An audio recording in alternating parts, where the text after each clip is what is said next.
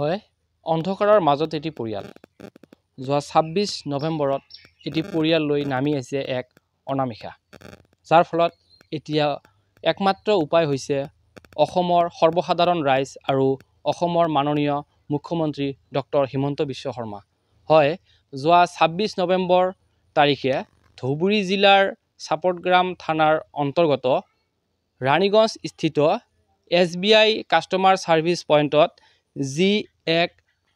দুৰ্বৃত্তই এক গুলী বৰ্ষণ কৰিছিল যাৰ ফলত ৰতন বৰ্মন আৰু ওবাইদুৰ ৰহমান নামৰ দুগৰাকী ব্যক্তিক আঘাতপ্ৰাপ্ত হৈছিল আৰু বৰ্তমান দেখিবলৈ পোৱা গৈছে এই ওবাইদুৰ ৰহমান কিন্তু সম্পূৰ্ণৰূপে সুস্থ হৈ উঠিছে আৰু ৰতন বৰ্মন এতিয়ালৈকে পেৰালাইজ হোৱা পৰিলক্ষিত হৈছে মই সামগ্ৰিক পৰিৱেশ কেমেৰা পাৰ্সনক সামগ্ৰিক পৰিৱেশ দেখুৱাবলৈ অনুৰোধ কৰিম ইয়া হৈছে ৰতন বৰ্মনৰ ঘৰ যিটো ঘৰত তেখেতৰ একমাত্ৰ উপাৰ্জনকাৰী আছিল সেই ৰতন বৰ্মন আৰু মাতৃ আছিল এগৰাকী আশাকৰ্মী আৰু দেউতাক হৈছে একেবাৰে তেখেতে এগৰাকী অক্ষম বুলি জানিব পৰা গৈছে তো এয়া হৈছে ৰতন বৰ্মনৰ যি ঘৰ সেই ঘৰৰ এক পৰিস্থিতি আৰু মই ৰতন বৰ্মনৰ মাকৰ লগত পোনে পোনে কথা পাতিবলৈ চেষ্টা কৰিম নৱেম্বৰৰ ২৬ তাৰিখ মোৰ ল'ৰা কি হৈছে জনাব গুলি কৰিছিল গুলি কৰাতে এতিয়াও ভাল হোৱা নাই আমাৰ টকা পইচাও নাই একো নাই বহুত চিকিৎসা কৰিলোঁ এতিয়াও ভাল নহয় পেৰালাইছ নিচিনা হৈ আছে আজি ৬ মাহ ধৰিয়ে বিচনাত পৰি আছে কোনো সহায় সাহায্য পোৱা নাই গতিকে সমূহ ৰাইজক জনাওঁ যে আমাক যাতে এইখিনি সহায় কৰিয়ে মোৰ ল'ৰাটোক যাতে সহায় কৰে আৰু অসমৰ মুখ্যমন্ত্ৰীলৈ কি জনাব আৰু লগতে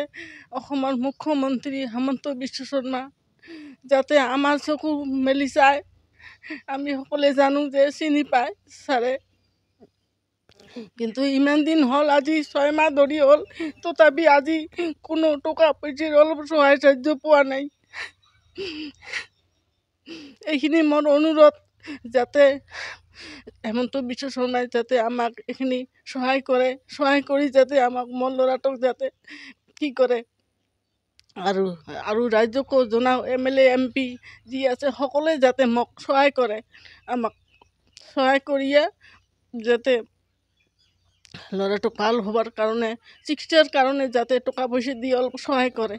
এইখিনি মোৰ অনুৰোধ এয়া হৈছে ৰতন বৰ্মনৰ মা যিগৰাকী মাতৃয়ে সমূহ অসমবাসী তথা ডক্টৰ হিমন্ত বিশ্ব শৰ্মা অসমৰ মুখ্যমন্ত্ৰী ডক্টৰ হিমন্ত বিশ্ব শৰ্মালৈ কাতৰ অনুৰোধ জনাইছে যে যাতে কিছু পৰিমাণে হ'লেও সাহায্য কৰে যাৰ ফলত ৰতন বৰ্মন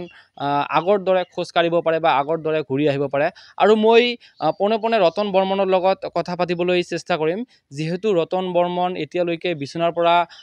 উঠিব পৰা নাই মই তেখেতৰ লগত কথা পাতিবলৈ চেষ্টা কৰিম নমস্কাৰ মোৰ নাম শ্ৰী ৰতন বৰ্মন ২৬ তাৰিখে যিটো ঘটনা হৈছিল মোৰ লগত সেইটো মানে দুৰ্ভাগ্যজনক আৰু মই ৬ মাহ ধৰি আজি বিচনাত পৰি আছোঁ কোনো ধৰণৰ চৰকাৰৰ সুবিধা পোৱা নাই আজিলৈকে আৰু ৰাণীগঞ্জ অঞ্চলবাসীক মই ধন্যবাদ জনাওঁ যে তেখেতসকলে যে মোক সহায় কৰিছিল মই আকৌ এবাৰ কৈছোঁ মোক যাতে সহায় কৰে মই ঘৰৰ একমাত্ৰ উপাৰ্জনকাৰী আছিলোঁ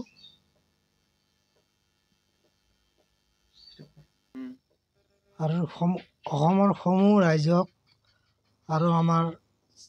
মুখ্যমন্ত্ৰী ডক্টৰ শ্ৰী হিমন্ত বিশ্ব শৰ্মাক কাতৰভাৱে অনুৰোধ জনাওঁ যে মোক আৰ্থিকভাৱে যেনে সহায় কৰে